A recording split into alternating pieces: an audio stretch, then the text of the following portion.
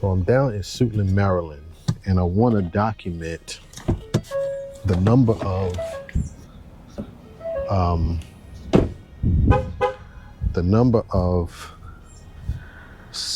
plasma places that are down here. And I want to do that because I talked about this in a previous episode where many of the blood donation centers are located in impoverished neighborhoods, or sometimes lower income or impoverished neighborhoods. And so I want to kind of just drive a little bit to document that, to kind of show what's going on. And, this is by design. And I'll, obviously talk about some statistics as we go here. But I wanted to particularly show that, these places are located next to restaurants, oftentimes, liquor stores, and in areas where, technically they already are food deserts. And then you add this other dynamic of, putting these centers in, these areas where there's a vulnerable population.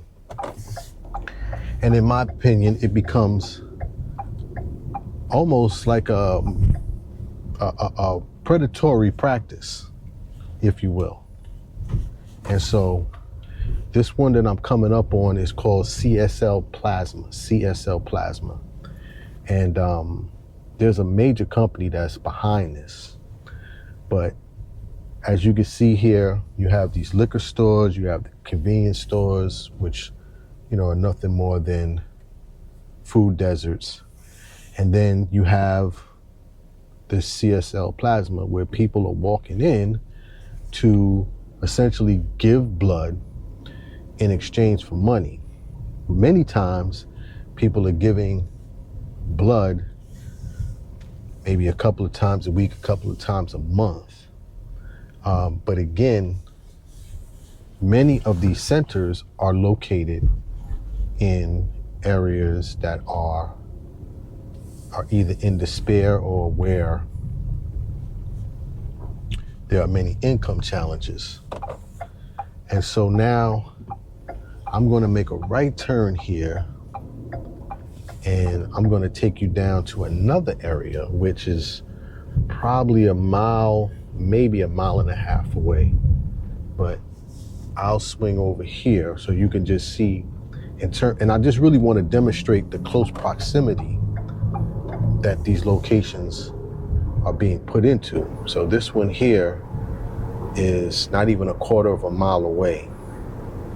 And it's located, in a major shopping mall area. But again,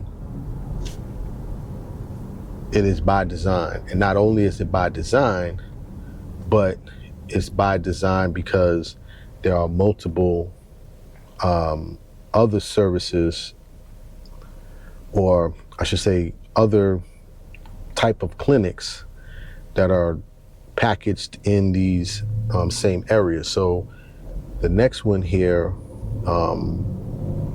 is the dialysis centers, and I also talked about that as well. That, the majority of dialysis centers in the United States are located in communities, not only communities of color, but also in low and impoverished, or lower income. I want to say lower income. I don't want to say low and impoverished, lower income communities. But I'm gonna show you this one here, and then, I'll go to one more. So I only drove, I think, what's this, 3 minutes tops.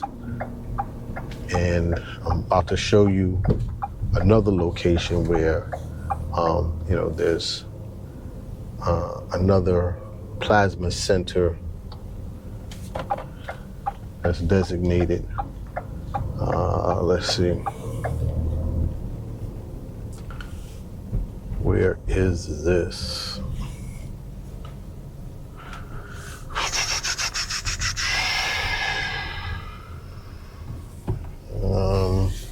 Just bear with me. I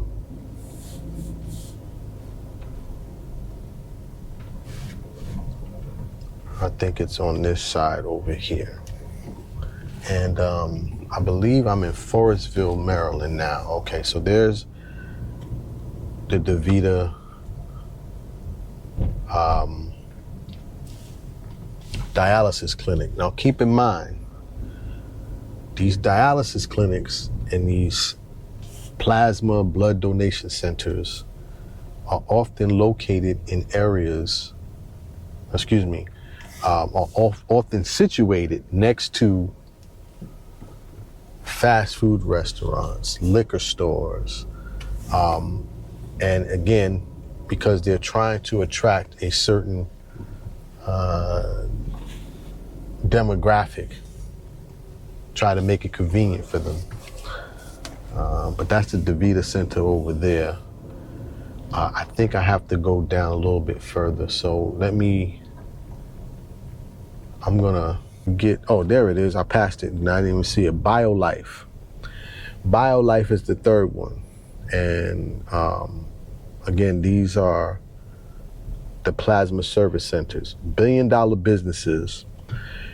And the population in this area, or those that can get to these type of centers, utilize this blood donation as a form of income. I mean, many people utilize these centers to pay for their bills, to pay for meals for themselves, just to, for the basic, maintenance of living.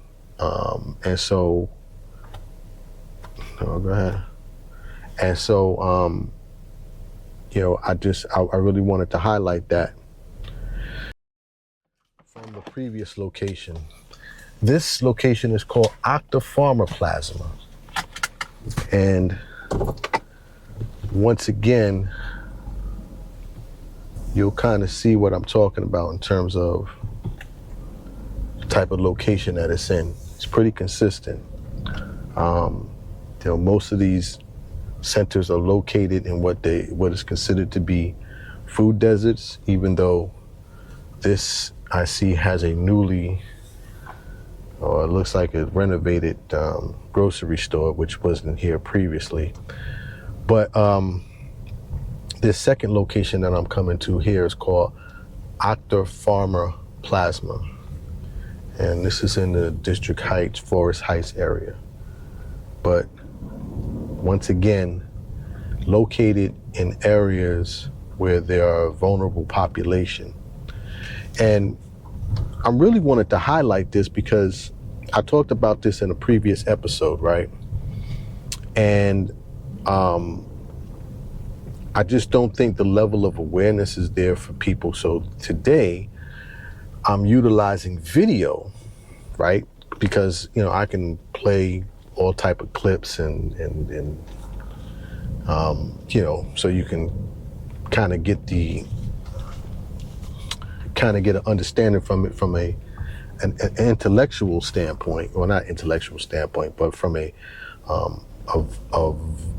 recorded or voice documented standpoint. But video is so more impactful.